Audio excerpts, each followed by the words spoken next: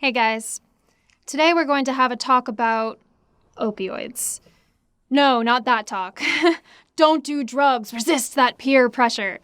We've all heard that talk since kindergarten. No, I want to talk about why people take those drugs, even after they start causing problems. I know what everyone thinks. Taking painkillers or heroin or whatever, it's a bad choice, right? It's a lifestyle, or people are too weak-willed to stop. Wrong. Wrong and wrong again. It might start out that way, but addiction to opioids isn't about choice.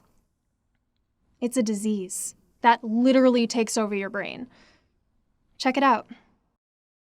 People think of your brain as a kind of squishy computer, right? Electric signals ping around in there and somehow add up to make thoughts. That's not too far off, but neurons in your brain also use special chemicals to move messages around, and those chemicals affect everything you think, feel, and decide. That's where drugs like painkillers or other opioids come in. They act like natural brain chemicals, but they're stronger. They go right to the part of your brain that's built to feel pleasure, and they turn it all the way up. At first, it's great, right? Your pleasure circuits are partying and you feel like you don't have a care in the world.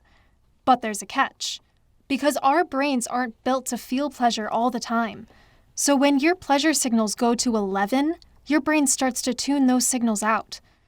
After enough exposure to the drug, your brain gets so used to these incredibly amped up pleasure signals that it can't cope without them. Whenever the drug wears off, all of the euphoria turns to pain and anxiety, what they call withdrawal.